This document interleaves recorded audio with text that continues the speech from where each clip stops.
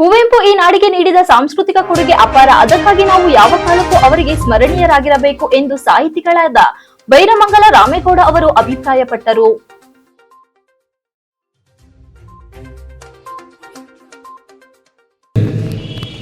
ಒಂದು ಬರೀ ಭಾಷೆಯಲ್ಲ, ಒಂದು ಮಾತೃ ಹೃದಯ ಇರತಕ್ಕಂತಹ ಒಂದು ಸ್ಥಾನಮಾನವನ್ನು ಹೊಂದಿರತಕ್ಕಂತಹ ಒಂದು ಜಾಗ ಮತ್ತೆ ಒಂದು ಭಾಷೆ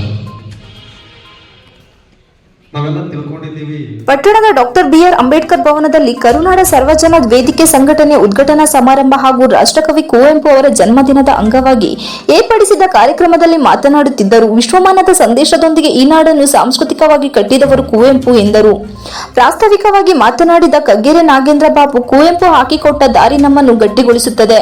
ಕಾರ್ಯಕ್ರಮ ಮಾಡುವ ಮೂಲಕ ಕುವೆಂಪು ಅವರನ್ನು ಮಕ್ಕಳಿಗೆ ದಾಟಿಸುತ್ತಿರುವ ಕರುನಾಡ ಸರ್ವಜನ ವೇದಿಕೆ ಕಾರ್ಯ ಮೆಚ್ಚಿಸುವಂತದ್ದು ಎಂದರು. ಕಾರ್ಯಕ್ರಮದಲ್ಲಿ ಹಿರಿಯ ಸಾಹಿತಿಗಳಾದ ಬೈರಮಂಗಲ ರಾಮೇಗೌಡ, ಶ್ರೀ ಚೈತನ್ಯ ಬಸವೇಶ್ವರ ಸ್ವಾಮೀಜಿ, ಮಾಜಿ ಜಿಲ್ಲಾ ಪಂಚಾಯತ್ ಸದಸ್ಯರಾದ ಸಿ.ಎನ್. ಪುಟ್ಟಸ್ವಾಮಿಗೌಡ, ಕರುನಾಡು ಸರ್ವಜನ ವೇದಿಕೆಯ ಗೌರವ ಅಧ್ಯಕ್ಷರಾದ ಕಗ್ಗೆರೆ ನಾಗೇಂದ್ರ, ಕರುನಾಡು ವೇದಿಕೆ ರಾಜ್ಯ ಅಧ್ಯಕ್ಷರಾದ ಶರತ್, ಮಹಿಳಾ ಅಧ್ಯಕ್ಷರಾದ ರೇಣುಕಾ, ರಾಜ್ಯ ಸಂಘಟನಾ ಸಂಚಾಲಕರಾದ ರಜಪುರ ಮನು, ಕರ್ನಾಟಕ ರಕ್ಷಣಾ ವೇದಿಕೆಯ ಪದಾಧಿಕಾರಿಗಳಾದ ಗಾಯಕ ಮಂಜು, ಗನ್ನಿ ಅಪ್ಪಿ, ರೈತ ಸಂಘದ ಅಧ್ಯಕ್ಷ ಮೀಸೆ ಮಂಜಣ್ಣ, ಗನ್ನಿ ಸೇರಿದಂತೆ ಇತರರು ವೇದಿಕೆಯಲ್ಲಿ ಹಾಜರಿದ್ದರು.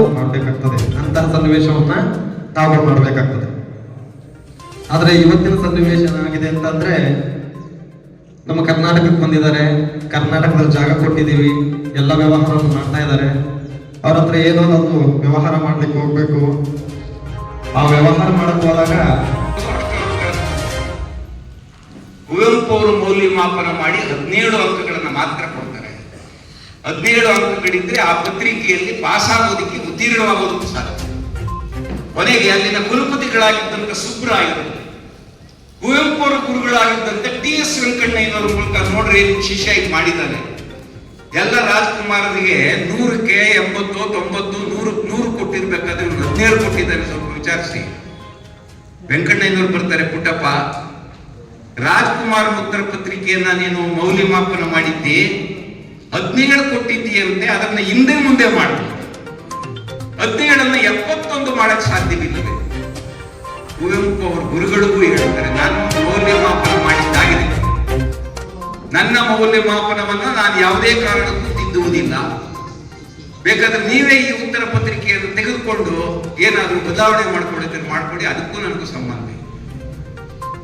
ನೋಡಿ, ರಾಜನ ಬಳಿಯಲ್ಲಾಗಲಿ, ರಾಜಕೀಯಕ್ಕೆ ಸಂಬಂಧಪಟ್ಟಂತ ವಿಚಾರಗಳಲ್ಲಾಗಲಿ ಯಾವುದೇ ವಿಧವಾದಂತ ಮುರಾಜನ್ನು ತೋರಿಸದೇ ಇದ್ದಂಥವರು ಕುವೆಂಪು ಅವರು. ಏಕೀಕರಣಕ್ಕಾಗಿ, ನಾನು ಕೊನೆಯ ವಿಚಾರಕ್ಕೆ ಬರ್ತಾ ಇದ್ದೀನಿ, ಏಕೀಕರಣಕ್ಕಾಗಿ ಒಂದು ದೊಡ್ಡ ಹೋರಾಟ ಅವತ್ತಿನ ಮೈಸೂರು ರಾಜ್ಯದಲ್ಲಿ ಪ್ರಾರಂಭ. 1947 ಆಗಸ್ಟ್ 14ನೇ ತಾರೀಕು ಮಧ್ಯರಾತ್ರಿ ಈ ದೇಶಕ್ಕೆ ಸ್ವಾತಂತ್ರ್ಯ ಬಂದ ನಂತರದಲ್ಲಿ ನಮಗೆ, ನಮ್ಮ ರಾಜ್ಯಕ್ಕೆ ತನ್ನದೇ ಆಗಿರುವಂತ ಗಡಿಗಳಿರಲಿಲ್ಲ. ಉತ್ತರದಲ್ಲಿ, ದಕ್ಷಿಣದಲ್ಲಿ, ಪೂರ್ವದಲ್ಲಿ, ಪಶ್ಚಿಮದಲ್ಲಿ ಏನೇನಿದೆ ಅಂತ.